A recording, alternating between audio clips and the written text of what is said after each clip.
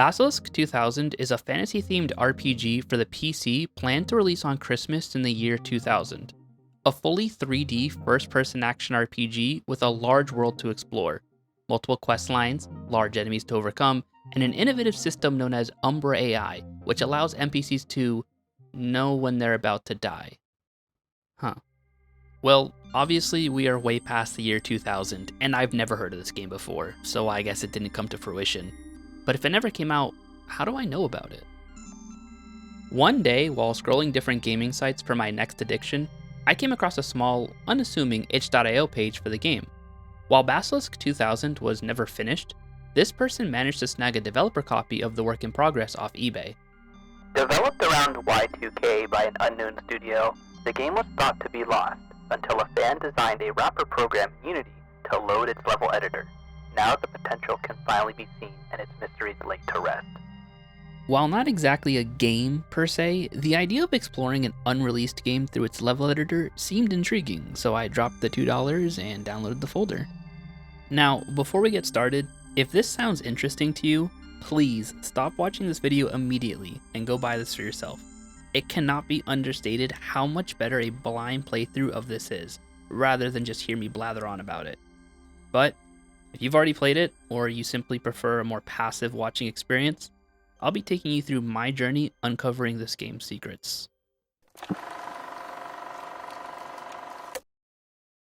Unzipping the file gives me a folder with a few things. Most of it seems like your run-of-the-mill game file-y thing, so I move on to the first thing all responsible game users do, the README. The basic game engine is looking good. We should have the prototype ready by August, but I'm still not sure we can pull off the Christmas 2000 release. Again, the scope is out of my hand. The mechanics are kinda there, but everything is too random. I added a feature for a notepad sort of thing in each cell, so hopefully that will help us communicate better. AIM seemed like a good idea, but now you're all just wasting time chatting on it. If this game doesn't ship, I'm toast. So please, for me, pull it together. Thanks and sorry. I still love this project. I guess the dev team didn't meet their goal or the publisher wasn't impressed, but there's a lot here to look at. Like the previous Basilisk game on the Super Nintendo, this game wasn't finished and has strange features that are half removed. I don't know if this was supposed to be a direct sequel or spiritual successor, but since the first game wasn't really finished, Anyway, use this editor and you can explore what would have been. I can't find a list of all the levels, but you can load them by name in the command prompt if you can find out their name. I've dug up as much as I can on the project, but nothing about it was archived, and I got really lucky finding this disc on eBay. There wasn't any overlap in the development team from the previous game, but I think some of the code was used. I tried to get in touch with the old developers, but their office doesn't seem to exist anymore, and the only number I found just gave me a busy line every time I called. Oh, and this program is technically wrapped in the Unity game engine. This way makes it more playable than just the old .exe. The README gives us some pretty interesting information. First, we learn the name of one of the people who worked on the game, David Bunch. It's also explained to us how we will be interacting with the game. Since Basilisk 2000 was never finished, there isn't much gameplay. Instead, we have a level editor and we can go from area to area taking a look at the game's in-progress levels. However, there is no level select or list of areas. To progress, we'll have to explore the game and find the names of areas from in-game dialogue and context clues. Looking through some folders of seemingly innocuous files, I find a file simply named vid. This video depicts an AIM conversation between two team members. They're discussing David B., the person who wrote the README. This David guy sounds pretty disturbed. He keeps a gun in the office and his coworkers are scared of him. This already paints a very dark possibility of why the game's development came to an end. After finishing that video, I decided to call my friend Jonathan on Discord and finally get into exploring this game. When the game first loads in, we are greeted with a few different sections.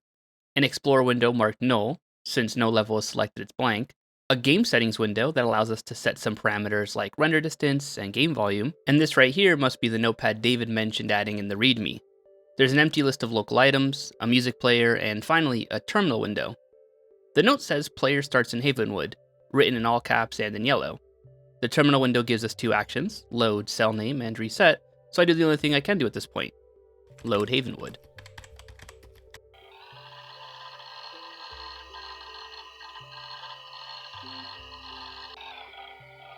Havenwood loads in, and it's your stereotypical RPG starting town. A few houses, some NPCs, and a tavern. The first thing you notice is just how static everything is. NPCs stand as still as statues, and even the birds hang in place like models on a diorama. Doors don't work, and the level is littered with error messages referencing things like smoke particles and greeting messages for the player. You see just how early in development this build is. They clearly didn't get very far with this game. Now that we have loaded into a level, the list of objects is populated. We can see NPCs and access their dialogue straight from this menu, as well as objects like the houses and doors. Looking at this list, I realized something. Some of the objects in this list were objects I couldn't normally see. Some of the NPCs were inside the houses that I couldn't go inside because the doors don't work. The first hidden NPC I looked at says, I can't go outside. I don't want to get anyone else sick. The next NPC simply states it's a nice day outside. It's the last NPC that is the most worrying, however. This one does not speak. Instead, it has a description. The mutilated corpse of your childhood rival. Moving through the list some more, I see a trigger start listed, and the description reads, Spawn player here and bring up journal start main quest, after they come from the open sin cell. Open sin, just like Havenwood, is written in all caps and in yellow. Seems like this is the way the game marks when a word is the name of a level. Open sin doesn't really sound like a fantasy town, so I wasn't sure what to expect when I loaded in. But the moment it starts, I understand. Open sin is short for opening cinematic. First by boat and then by carriage, to the realm of Mycenae, of light spreading through the land, and the kings offered a reward for solving it. The nights are growing strange, serpentine lights flowing through them like water, and the days grow hot and dry. Crops are dying, and soon famine will follow. And now you arrive at your childhood town of Havenwood. So, a curse has spread across the land, and it's our job to find a way to stop it. It isn't much to go off of, but it's some direction at least. Or is it?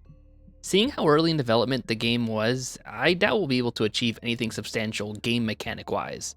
After all, I can't even open doors. Deciding that I've seen about as much as Havenwood has to offer for now, I set off into the open world to find more clues. After walking for just a bit, I find a small grotto with a statue.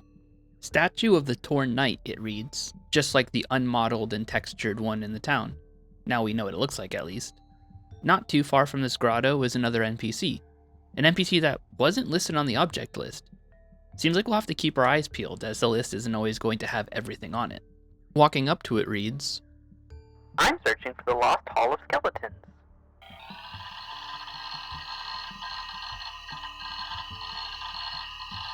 Hall of Skeletons is a strange place, to say the least. It's full of references to popular memes as skeleton statues. Among Us, Guilty Gear, I Had to Do It to 'Em, and other popular memes are immortalized in bone. The notes for this cell say, Alan, what is this? We have better things to work on. but this game was made way before these were ever a thing. It's anachronistic. How would Alan have known about these? I look around for a while but find nothing of note. It really does seem to be a room full of jokes and nothing more.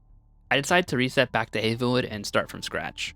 After I load in, I reflexively stop the music player so I don't have to hear it drone on in a loop while I try to think. But right as I stop it, an idea comes to me. See, the music player doesn't just have a play button, it also has a skip forward button as well. Pressing it skips the player to the next song, Basilisk version 0, End. By the name, it sounds like the music to the title screen. The next song is Chapel Draft, and after that it's Taurus Town Loop. Taurus Town catches my eye. If this is in the game, it's clearly another area we can load into. Error, map data not found, it says. Maybe it's just Taurus?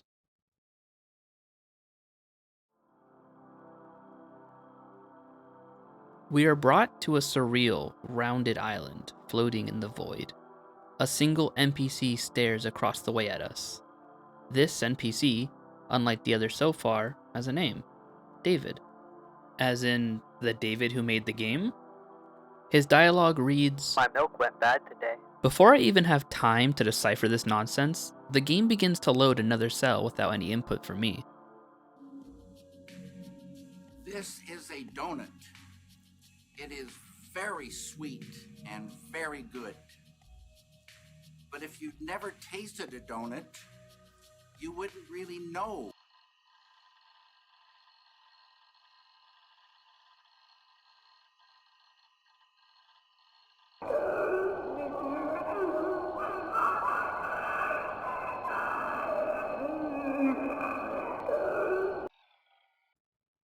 I have no words. I don't have any idea at all what it is we just saw. But whatever it was, I don't think it was meant to be in the game.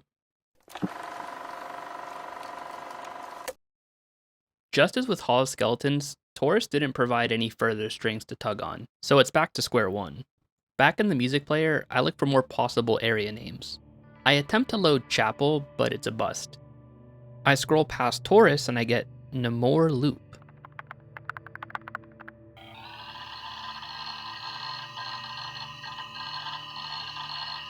Neore is a desolate town covered in sand. The harsh sun gives no respite for this beaten town. The first NPC I see offers to sell me a weapon, the steel club, for 200 tack. This is also written in yellow and all caps, but it's clearly not an area. It seems to be the game's currency. I haven't gotten any yet. And with how little I'm able to interact with this game, I doubt I'll be able to get any, let alone spend it. I explore the town some more and find a few NPCs. Most don't say anything of note, but one does catch my eye. Please help us. My mother is sick and needs healing water. Another reference to a mysterious sickness, possibly the one mentioned in the opening cinematic. I explore the vast desert, finding a sunken ship in the sand. It's interesting, but I don't see anything that gives me any more hints on progressing, so I take a look at the object list. On the list, an NPC reads, All the healing water is gone.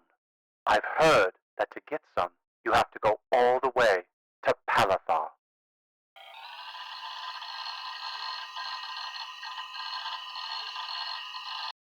Palthar is a series of bridges connecting large, tree-like structures suspended in the air.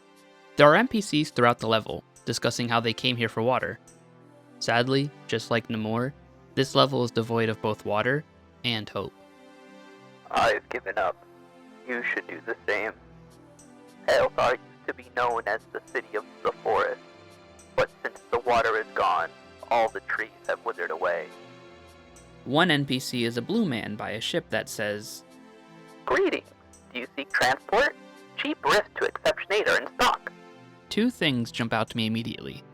This NPC is in an area clearly inaccessible to someone playing the game normally. I'm only able to reach him in free cam mode, though it's possible this character was meant to be reached with an in-game mechanic like flight or teleportation, which aren't too uncommon in fantasy RPGs. The other thing is its level name. It's in all caps and yellow like previous areas, but Exception 8 certainly doesn't sound like a level in a video game. At first, I thought this was a corrupted file name that wouldn't lead anywhere. To my surprise though, when I tried to load in, it did work.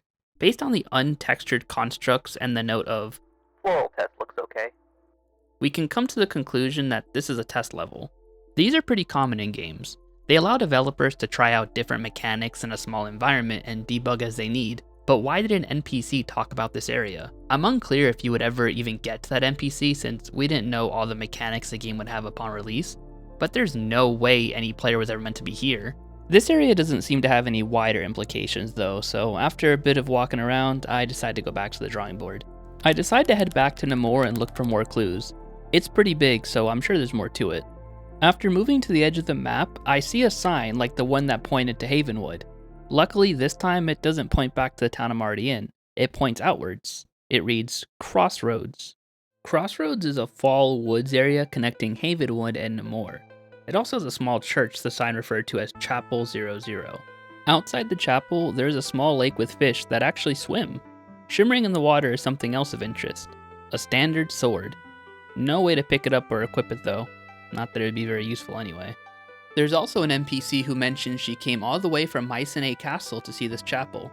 That gives us another location to check out, and I decide to head on over. It was a dark and stormy night.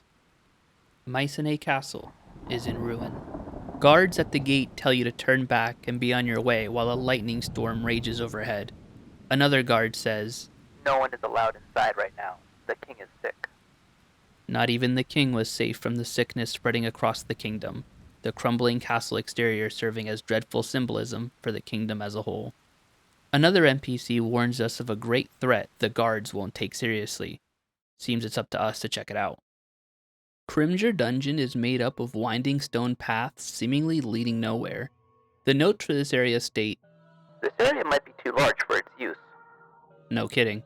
While flying through the maze looking around, I found something interesting. An ornate purple sword stuck in the ground, similarly to the sword back in the pond. This sword description was strange, however. Instead of the weapon's name, it read 777S. It took me a second to realize, this is the item's ID, and by entering that ID into the PL weapon and entering walk mode, I could wield it. Not to beat a dead horse, but this doesn't seem to do much for us with the lack of interaction we have with this game as a whole. Walking around with my new sword, I eventually find the dungeon's minotaur. Just like every other NPC, except those fish, he just stands there. Hitting him doesn't seem to do anything either, so I load back into Havenwood and collect my thoughts. Up to this point, I had mostly been exploring idly and without too much thought as to what I was hoping to achieve. Now would be when I start backtracking with the serious intention of finding out as much as I could about each area and figuring out the story of this game and its development. First, while still in Havenwood, I hit all the NPCs with my new sword and see if that starts some sort of event. Nothing. I reload Crimger Dungeon to see if any of the enemy NPCs give any useful hints. Turns out you can click on something in the overworld and see its stats as well as change some of its attributes like you can from the item list. I fly around the void areas in the dungeon and stumble across some gravestones out of bounds. Seems having hidden items in a level is becoming a pattern. I'll need to explore other areas more as well to find hidden clues. Next, I backtracked to Exception 8 to see if there was anything I missed there. After wandering around a bit, I was pretty sure I hadn't missed anything and there wasn't anything more to this area. But then I was struck by a thought. If there's an Exception 8, doesn't that mean there are other numbered exception levels as well?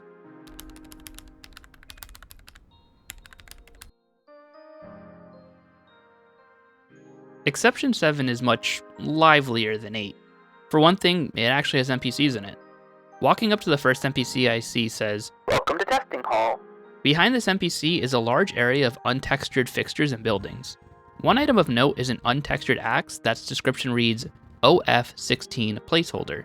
Typing OF16 into the PL weapon box gives us the axe just like it gave us the sword before. It's even textured when we hold it. Nifty. After flying around and clipping through some of the buildings, I go to the strange stone in the sky and give it a closer look. It looks like the strange floating stones in that hellscape Taurus loaded me into before. Moving on to another small town in the distance, I find some NPCs that greet me with some seemingly standard messages like, I am a noble hairy wizard. I find another small settlement and am met with more nonsensical messages. I decide I've seen all I can here for now and test if there are other exception levels for me to explore. But after getting nowhere typing in exception 1 through 9, I decide it's time to give up on that front. Remembering the vid from earlier and the names I've seen mentioned in the notes section and levels, I decide to start keeping track of the names and seeing if they lead to anything. After all, the main point of this journey is to find out why the game was never released. I returned to Mycenae Castle to do more exploring. I left almost immediately after finding the NPC telling me about the dungeon, but now that I was in full detective mode, I was going to go over each level with a fine-toothed comb. The first thing I do is clip into the castle and see if there's anything of note. The entire interior is unloaded, which is to be expected of clipping into an area rather than using a loading zone. But for some reason, there were 3 NPCs floating where presumably the king's quarters would be. 2 NPCs are standing over a third, clearly dead, and afflicted by some sort of horrible sickness as snake-like appendages burst from his head. The corpse's name reads NPC, King Mikhail, dead, with the description of just, null. The first NPC has a chilling message. It had to be done. It had to be. But even more unnerving is the second NPC's message. You shouldn't be here. Is he talking to the player or me? I explore a bit more of the outside, but don't see anything, so I decide it's time to explore the chapel. Don't worry, we'll return to the castle soon. The chapel is a small, dimly lit church with a few guards and some gravestones. But these gravestones aren't for marking graves. These are for telling a story. The story of the game, it seems, as these inscriptions tell the tale of the Torn Knight. The Torn Knight is said to be the hero who defeated the Basilisk many years ago. But he was alone. Even though he had defeated the Basilisk had already poisoned the land and destroyed the kingdom. The Torn Knight then cut himself in half, becoming the day and the night. It seems a bit symbolic. Is this really what happened? Either way, while this does tell us more about the game, it isn't exactly what I was looking for, so it's time to leave and explore. Just like Exception, I test to see if this chapel being numbered as 00 meant there were other numbered chapels. I tested a few numbers, but none of them worked, so I passed on that idea for now while keeping it in my back pocket. I checked to see if I had any other area names left in the music player. After all, that gave me an area before. Arena Loop Draft. Promising.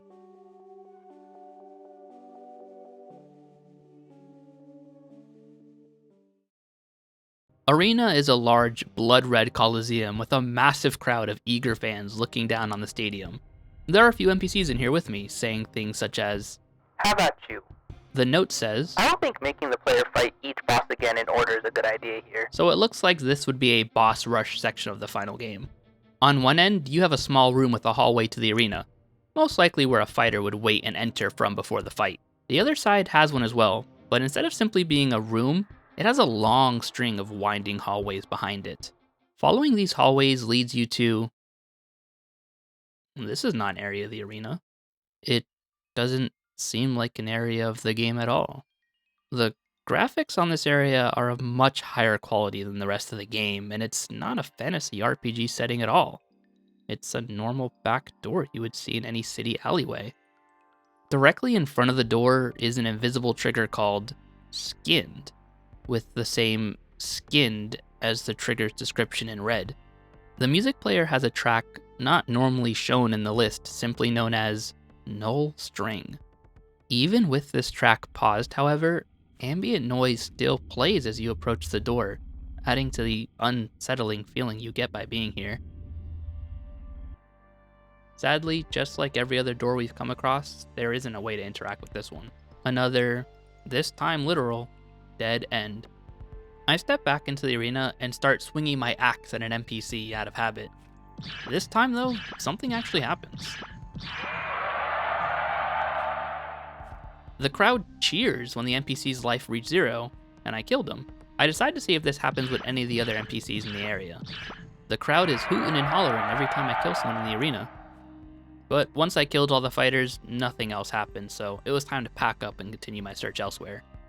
I peruse Crossroads again, finding nothing of note except the weapon known as the Golden Staff.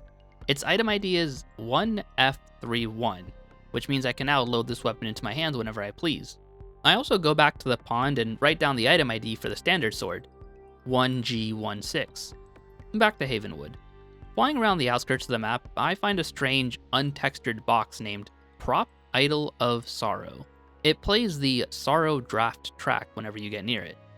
Nothing else though, worth taking note of at least. Far off in the corner of the map, I find a small goblin encampment. Inside one of the small buildings is an NPC named Prisoner. He asks us to kill the goblins to save him in what sounds like a typical RPG quest. Though, since the game is in such an early state, I have my doubts anything will come of this. But hey, not nothing better to do. I slay all the goblins in the encampment, and much to my surprise, fanfare plays. Even more surprising, the NPC is standing up straight and has new text. He says, maybe I shouldn't have saved him. At this point, I'm aimless, wandering around different maps looking for a thread to tug on.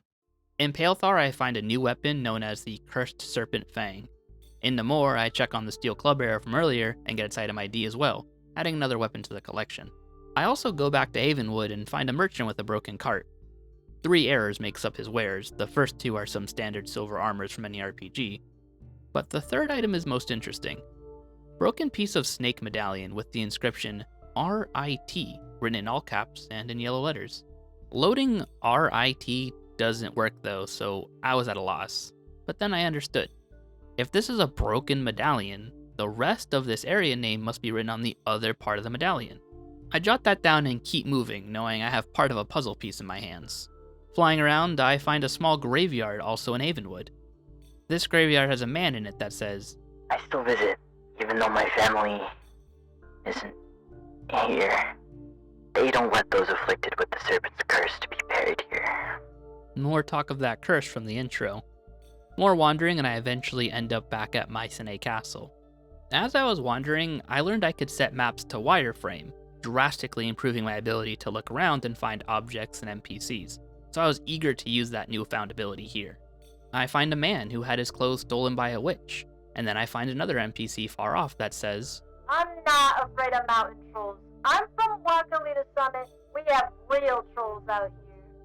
Finally, after what felt like hours of searching, I had another area on my hands. Wacalita Summit is a massive, snow-covered mountain. Right as we spawn in, we see an NPC that tells us, Be careful if you plan on going up the mountain. they have a cute dog with them, so I know I can trust them. After flying around the seemingly empty map, I fly to the top of the summit to take a look around. At the top of the summit are gravestones and a few stone tablets with writing. More lore, it seems. I explore a bit more and see Mine Tunnel Ent in the list of local items and find it on the map as well. I try to load things like Mine or Wacalita Mine, but those don't seem to work, so it's a dead end for now.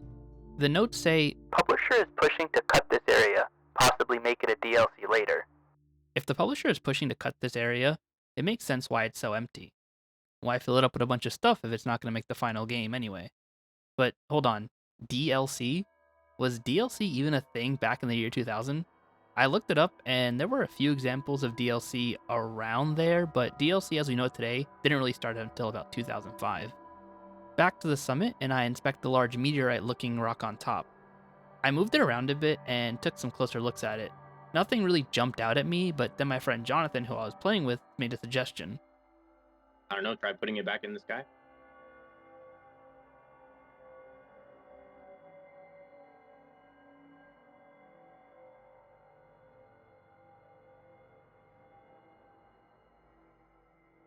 I honestly can't believe it. This section is very different from any other part of the game. I don't have access to the menus anymore, and the game is now full screen. I'm in walk mode with no way to turn it off. It's like that section of the game I was taken to from Taurus, but now I can actually appreciate it because it isn't a crimson red hellscape with a cacophony of crying voices. Walking around the serene level, I find something interesting. Frozen in ice, or some sort of stone, is the same being from that hell level. A cold angel rests here. What does this mean? The level doesn't seem like it's supposed to be here. No enemies, no goal. Just a place to be lost in thought. This is the second level now that seems to be entirely for our benefit, as someone attempting to uncover some sort of mystery, instead of an employee working on a game, which I remind you is who should be experiencing these things since this was a dev build. So, the question is, whose benefit is this for? Who made this level, and what did they want it to tell us? Was this level even made by someone, or has the game become its own architect? With seemingly nothing else to see, I run off the edge of the level and get returned to the level editor. Let's take a brief moment to go over what we've learned so far. The game was supposed to be released back in the year 2000, but didn't. The people working on the game are scared of one of the other employees, David. They claim he has seen something horrible and is disturbed. The game is bare bones and missing almost all of the key features a game would have, but somehow also has areas that are seemingly complete. Bizarre and manic, yes, but much more complete than the rest of the game. Making heads or tails of these levels is most likely the best way to solve our mystery. Little did I know we were about to stumble upon the most important level in the entire story. After a bit more moon exploration, I decided to head back to Neore. It's a big area, so it seemed ripe for discovery. I tried moving the strange medallion by the washed-up pirate ship, attempting to recreate the success of Wacalita Summit, but to no avail. I float around a large pyramid before spotting 3 NPCs in the desert. They tell me to Keep away from him. He's dangerous. and He's our prisoner. Move along. the prisoner is laying in the sand, stating, It's been a rough day at the office. Clearly, this again is not a location from a high fantasy RPG. It's a virtual recreation of an office building, complete with photos of the team and even a bathroom. Down the hall, we see a group of NPCs by computer desks. They introduce themselves as Alan, Dave, George, Cassie, Greg, and David. So this is the team behind the game, or the would-be game rather. Areas like this are actually somewhat common in games. I remember in Pokemon Red and Blue, if you go to the large building in Celadon City, you can meet the members of the Pokemon dev team, and even get a little certificate if you talk to them after getting all 150 Pokemon in the Pokédex. So this room being here isn't too strange, and could have been an Easter egg for the final game for players to find. What is strange, however, are some of the more sinister aspects of the office. A note on George's desk reads, I'm so sick and tired of this. Some days, I just want to burn the place down. Is this nothing more than a disgruntled employee venting frustrations? Or is there more at play here than just David's manic behavior? Speaking of David, his stats say he has 50% darkness. Could this be a clue that we're on the right path to suspect him? The office doesn't have much else to it, and I wasn't sure what else there was to find before moving on to other areas. But after a bit of brainstorming, a dark idea emerges. Killing NPCs in other areas hasn't really led to much, but the arena crowd cheered as I killed the other fighters, and the NPC in the Goblin encampment had a new line of dialogue after I killed the goblins, so it's possible that killing people here could lead to something. First, I kill all of them. Nothing personal, guys. Nothing happens, so I reset the level. What if recreating the event that started it all is the key? So I kill all of the NPCs except for David.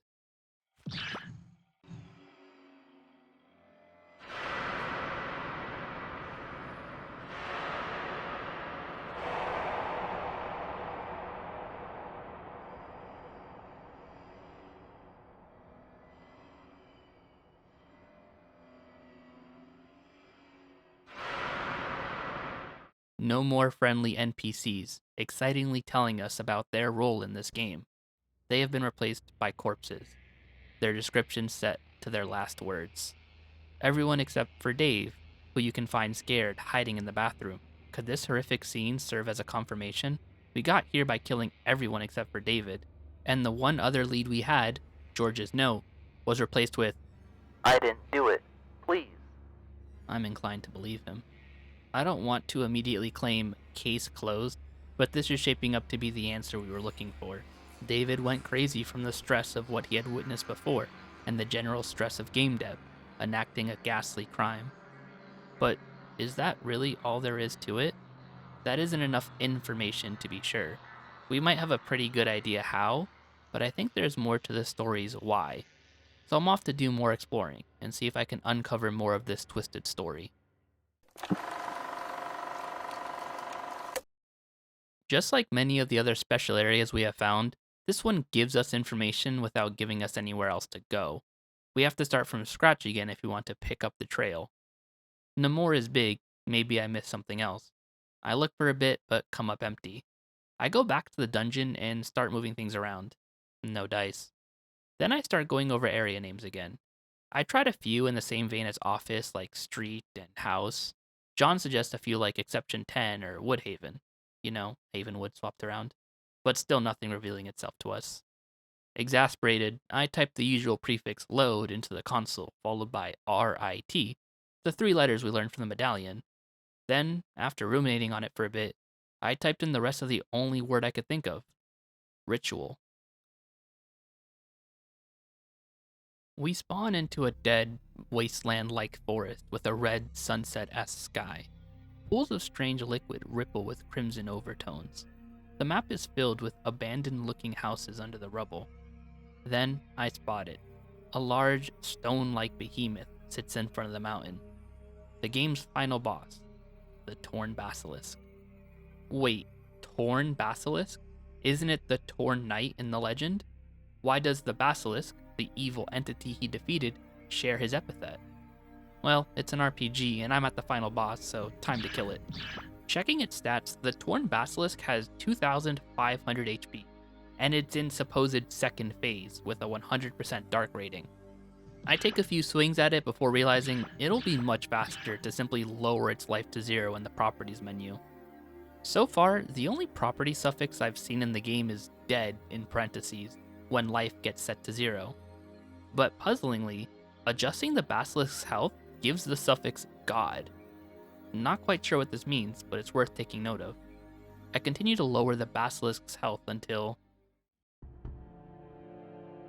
With a final, desperate strike, the hero tore open the skin of the snake. The torn knight, long worshipped for vanquishing the Basilisk and creating humankind, turned out to be nothing but a misshapen myth. The Basilisk was indeed a man, a knight, a cure for a starving world. When the true cure lay guarded behind a tyrant's walls. The man killed ultimately and indiscriminately, until no one was left starving but himself for blood. He became a vile thing and created a vile world.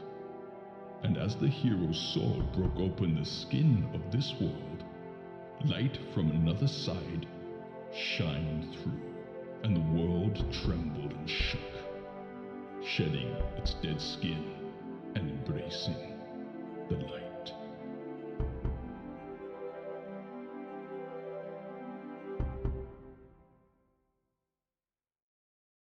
The game is complete. Well, at least the Basilisk 2000 we've been exploring is. It's hard to piece it all together since so much of what the game would have been is missing, but it seems the story we've been told so far is at least partially a lie. The hero being praised throughout the game was actually the evil that birthed the curse in the first place. I was particularly drawn to the aspect of a new world showing through. Is this a hint the in-game story is an allegory for some sort of events outside of the game? Certainly an idea to keep in the back of our minds as we continue on. After the game resets and we do a bit of exploring, I decide to come back to Ritual and see if there's anything else to it besides the end cinematic. I find a corpse hanged from a tree and take a look. Its name is gibberish, and the description doesn't make much sense either. It's all my fault. All because of the... Color yellow sticks out to me. It looks like it's text markup. Basically, special words or symbols that change the following text. Like how you can type 2 tilde symbols before and after a word on Discord to do strike-through text. My best guess is that color yellow would turn the text yellow. Since the text after the markup is MVB in all caps, it seems to be a location name. I try MVB, but nothing. The name is missing W greater than symbol from the markup, so the MD is probably part of this as well. I try MD, MVB, and pretty much every permutation of those letters that I can think of, but it's fruitless. It's best to leave this for now and look for information elsewhere, as there's a pretty good chance we'll uncover something that makes this decipherable.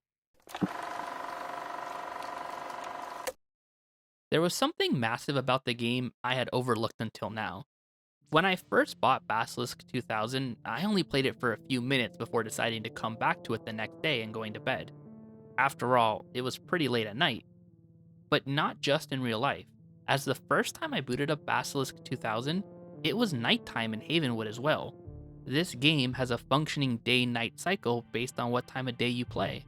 The question is, does this actually change anything, or is it purely cosmetic? Time to explore and find out. I go back to Ritual, but don't find anything new. Next, Havenwood. Remember that graveyard from before? The man from before is gone, replaced by a downcast-looking NPC lamenting, Why can't we have the peace they all have? Just because we're from Deserest?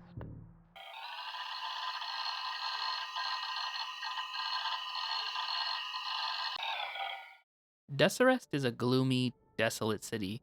It's lonely, even by this game's standards.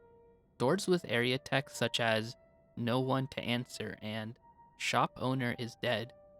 Winding alleys and vacant back streets paint a picture of a deserted and lost town. The skybox is a vivid array of deep purples and blues, making Deserest have an ethereal atmosphere, almost like it exists in a different reality from the rest of the game. The town has one more quirk to it, as its skybox contains a message out of sight from the main level. I'd die 1,000 deaths if I can die with you. Is this a random in-joke left by the developer? Or does this connect back to David somehow?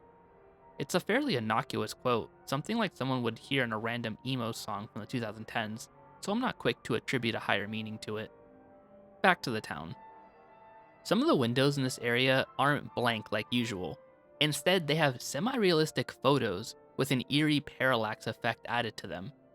To my knowledge, there hasn't been anything else like this in the entire game. There's also an unsettling trigger behind a random door. Kill player. We can only guess as to what that would do. As I went up to the torn knight statue in the main square, a sound effect played. It felt like the kind of sound effect that would play when you triggered part of a secret, so I tried to see what it accomplished. After exploring the level for a while, I didn't really find anything, so I gave up on it for now. I could spend hours running around the level looking for the faintest scraps of information, but I decided to focus on a more promising string of clues before I resorted to that. I leave Deserest for now and continue to search other stages for nighttime differences. Neore didn't seem to have any new NPCs or hints as I floated around. Wacalita Summit seems to be the exact same map at night, so nothing here. Chapel is different, however. At night, the guards are missing. Missing parts of their bodies, that is. Missing limbs and missing upper jaw. I check out of bounds for any hidden differences, but come up empty. Seems the guards are the only change, as the stone tablets are still the same as before. Arena has no changes either. Nighttime exploration started off as a very promising idea, but it's quickly losing steam as many levels have either superfluous changes or no changes at all. I spent some time in Ritual trying to make sense of the corpse's message, but I can't parse it. I haven't found anything that would make it make sense yet. I did eventually find something new in Crossroads, though. Near graves were a group of ritualists. Ah, hello. We seem to have lost our holy relic. The Holy Serpent's Fang sword. Keep an eye out, will you? Does he mean the cursed serpent fang we found in Palethar? I equip it and walk back up to him. Amazing! You found it! Go ahead. Keep it. Now that it's found an owner, everything will be fine. I wonder if this will have any larger implications later on. After a bit more of Crossroads, I decided to take this as a sign to explore Palethar some more. Even areas I've explored before could still hold secrets. I hadn't spent much time in wireframe view in Palethar, assuming the large, open map in the sky didn't have anything to hide out of bounds. But I was wrong, as one of the pillars with an NPC I had previously spoken to had a doppelganger I never saw right underneath the floor, completely out of sight. All the healing water is gone. What a waste. Waste is another map that doesn't really seem like part of the game. This would fit better in Fallout than it would in a fantasy RPG. I think we can add this one to the list of levels seemingly made by the game itself, or perhaps David with his rapidly deteriorating mental state. But can David even make a level like this alone? It has skyscrapers and cars, objects surely not already textured for Basilisk. So who made those? Questions for another time. Around this dystopian and barren land, there are a few NPCs with bleak musings. I no longer sleep, lest the dreams come. Every day is the exact same until death. These NPCs are not alone, as there are these roaming monsters, blinking in and out, as if they are struggling to stay in reality. The level is littered with lots of messages in graffiti and random photos. I didn't spend too much time in here, actually. As interesting as it seemed, I didn't have faith this area would provide much information. Seems more like a look into David's psyche than a level with usable info. And if I'm wrong, it makes more sense to come back here with a few more hints as to what to look for, as right now, I might as well be looking for a needle in a haystack. Remember that little quest village in Exception 7? Something about it stuck out to me, as if I was close to triggering something. Maybe there was a way to complete that trial quest and get new information. I load in and run back to the area, taking special note of what they are saying and how they say it. I try things like load test quest and moving the sunfish up in the air like I did with the moon in Wacalita Summit. Those didn't yield any results though. Then, as I was flying around in wireframe looking for a potential hidden NPC, something caught my eye. A small, untextured box like the box in the outskirts of Havenwood. This wasn't here last time, was it? I don't think I would have missed it before. Did something I do here trigger it to spawn in? The box in Havenwood played the Sorrow song when I walked up to it. Would this one do something similar?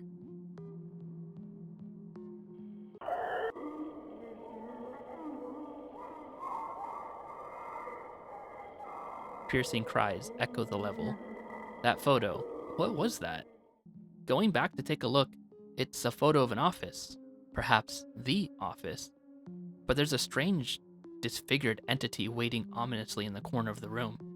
What is that? Why is it there? It looks like some sort of bird made of only flesh and bones, as if it was Skinned. The NPCs don't react to the change, and neither does the level as a whole. It is again time to regroup and look elsewhere. At this point, I had spent days exploring all the levels we could, struggling to connect the dots and make sense of the information I had uncovered. John asked me if I wanted to try changing the date and time some more to see if we could find more secrets that way. You didn't try changing your date, right? Not yet. I just honestly have very little faith that I could guess a date that would mean something unless I find a specific date in the game. Yeah, the only one I was thinking is just the year 99, so we can see before. It was a fair idea, but I was hesitant. I'm trying to keep what we're doing as least random as possible and as like solvable so that we know if something happens. I don't want to like change the date, run around somewhere, do some other shit, and then be like, what are the 9 things that we did just triggered this event? Try loading event. Once again, ingenuity, or blind luck, had prevailed. Like Moon, this is a full gameplay area. No console, no item list, no outside control. We are at the game's mercy right now. This hallway loads strangely. As I move the camera and the level is rendered, it looks data moshed as if it's being created on the spot. Almost as if we are playing a memory, and as we look around, the area is being remembered. I explore the area, trying to make sense of where I am. As I move around this place, I hear sounds that indicate I'm not alone here. Down a hallway and through an empty room, I find another hallway. This hallway seems special. The data moshing looks much stronger here than before. To my left, a room past the darkness. I recognize it immediately. We're in the office, and we know what event took place here. I walk back towards the starting area to take the path I didn't take before. The door to the room is open, and walking into it ends the level. But I'm not done here just yet. I load back in and walk to the room first, then walk towards the crime scene. This time, a light overhead breaks as I walk towards it. It seems the order in which you explore this office changes it. I walk from the crime scene back to the exit, but I don't take it as I notice the door to its right is now open. I'm sure it was closed before. Inside this room are strange, fleshy walls and the sounds of breathing as if we were inside someone. These stalactites almost look like uvulas. Perhaps it's a girl room. Going back down the hallway and a sound plays. Loud, angry grunting. And when I enter the room leading to the hallway,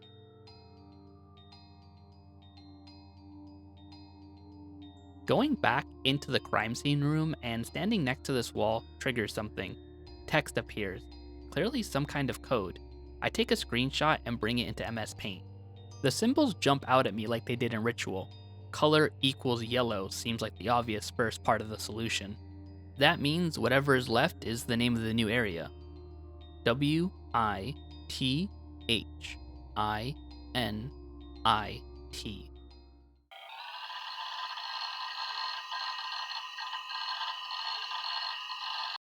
A metallic pillar, static gray sky, droning ambiance, and a metronome-like, periodic clanging sound.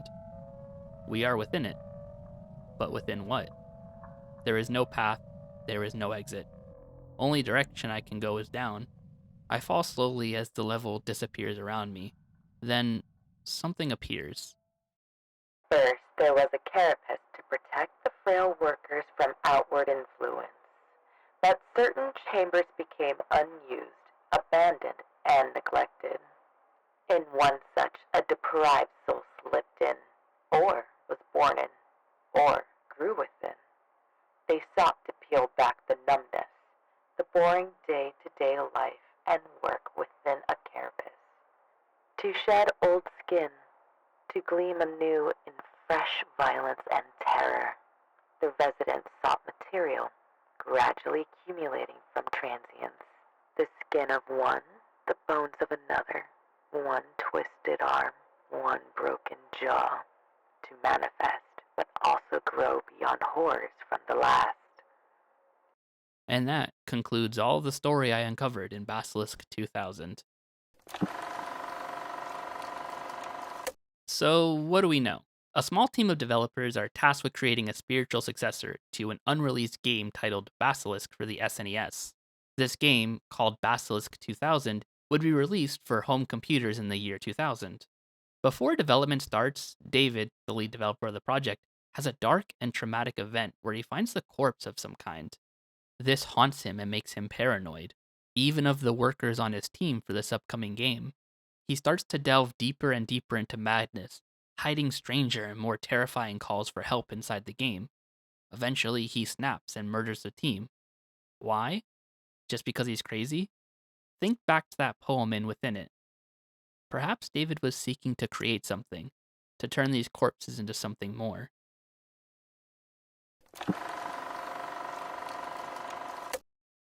It's time to talk about what we missed in our first playthrough of this game. It's both not very much and a ton of stuff at the same time. Trust me, it's gonna make sense in a moment. The first thing we missed is a level. Just one, and I think that's something to be proud of. Behind Greg's desk and office is a poster.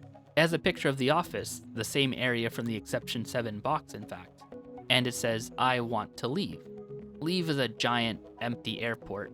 Perhaps this represents David's yearning to leave this cursed project. Maybe it's his escape plan after the events in the office. There's no way to know for sure, and unfortunately, this level doesn't give us any more info than that, so that's all there is to it. Remember that puzzle and ritual I never solved? Well, we kind of did solve it. The corpse is a cipher, and when solved, it spells out event. I never figured that out on my own, but we found our own way to event, so all's well that ends well. Speaking of event, that is the only part of the game we had to look up, as I didn't know about the text on the wall until we found out about it on Discord. Everything else was our solve though. There's also that puzzle back in Deserest that I never managed to solve. But before I go into that, let me jump in and mention by far the biggest thing that I missed in this entire story. Basilisk is an actual game. Let's drop the facade for a bit and let me explain what I mean. Obviously, the story of David and these developers is fictional. The real developer of this horror mystery experience is Akuma Kira, who you may know as the developer of Spooky's Jumpscare Mansion. They've made quite a few games in fact, with hints and references to each other strewn about in them. When I stumbled across Basilisk 2K and decided to play it, I incorrectly assumed Basilisk for the SNES was completely fictional and merely served as a backing story element for the game.